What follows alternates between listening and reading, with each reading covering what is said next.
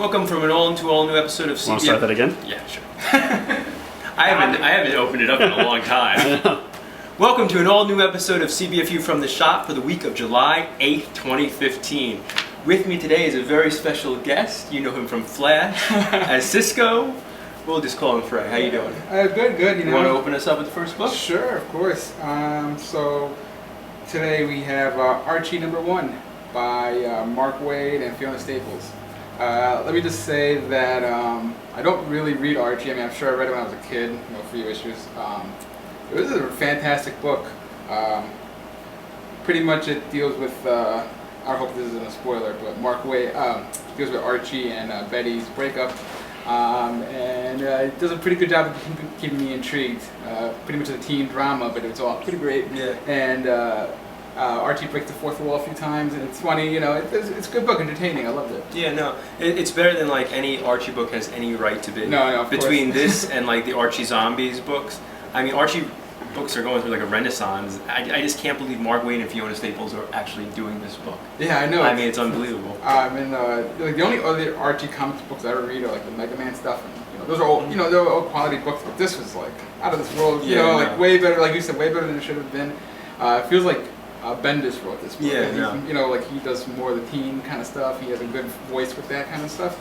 But Waid did a banger job on this book. Yeah, no, Mark Waid, he uses a voice I've never heard from Mark Waid before. I don't think he's done many like teenage books. No, not that I can recall. Yeah. No. So this is. How many Lugos would you give it? I'll give it 9 out of 10 Lugos.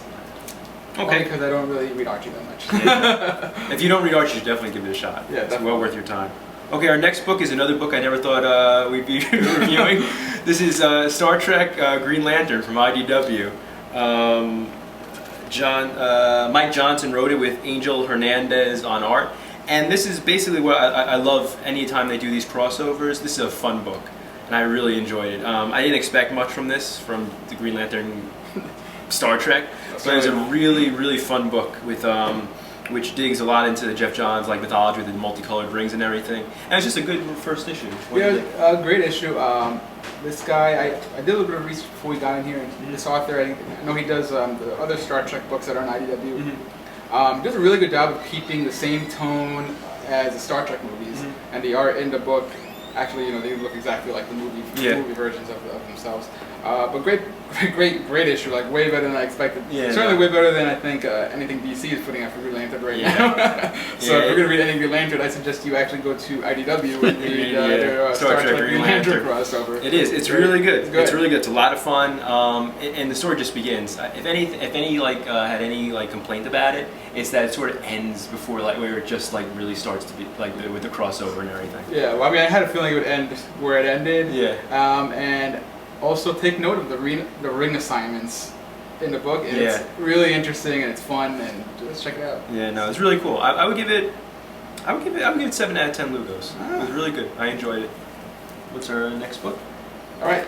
Next we have Civil War by Charles Soule and Lionel Francis Yu on art. Book is great. Obviously, just like all the other Battle World books, it's just a fantastic book. And the story takes place. It's as if Civil War never ended, and it keeps going. And the premise of it is Steve and Tony trying to have some peace talks, and it's great book. Art is awesome as well. It's like as it is on all the other books. What do you think? Yeah, no, I really liked it. I would say it's one of like the top tier Battle World books. It's one I really enjoyed. It's Charles Soule like on his top of his game. Like sometimes there are a couple times with Charles Soule he's had misfires like with Wolverines and everything, but this isn't a misfire. This is one of his stronger books. And actually, I really enjoy like the world they set up. It's really where they're divided. Yeah, it's much like a world building issue. Yeah, I really enjoyed the world that it takes place in. Yeah, I loved it. I think that I'd probably give it 8 out of 10. If I had to.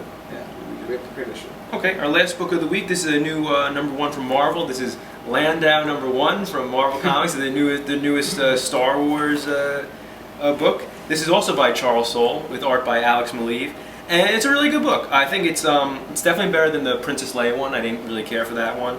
I would say it's up there with the Vader and original Star Wars. Maybe not as good as the main Star Wars book, but with Vader it's as good. Alex Malik does some great work in here. It's very much like a noir heist book and everything. He does some great designs. And Charles Soule, I think, really gets the character of Lando Calrissian. Oh yeah, for sure. Does more with him in this book than I think they ever did with him in the movies and everything. Oh yeah, and as someone who doesn't really read any of the Star Wars books, and you're probably gonna crucify me for this, but I'm not really big into the Star Wars mythos. You know, I like it. I don't love it. Great book for being entertaining, super entertaining. I had a feeling that I would be. It was good. I liked it. You know, Alex Malik does a really good job on it, and the ending, when you find out who Lando stole from, is a really cool cliffhanger. I would give it a 10 Lugos. It was really good. I liked it. All right. Well, that's it from this week from CBFU from the shop. We won't be back next week. Me and our cameraman Sam Platiski will be on assignment elsewhere, but we'll return the week after with more reviews for more books. Have a good week. Buy some comics. Hi, it's Manifest Mike here at Manifest Comics, and I normally don't do this, but we have an exciting announcement for you. I will be co-hosting a new podcast with superfan Ariel, and that's going to be every single week. There's going to be Geek News. The podcast is called Geek 101. You can find us on Facebook and Twitter at Geek 101 Podcast, and by the time you see this, Wednesday, New Comics Day, July 8th, we're going to have our first 3 episodes ready to go. So if you're into geek culture, movies, comic books, what have you, we're going to be doing an hour-long podcast every single week to make your commute to your miserable job much more enjoyable. Thanks, guys.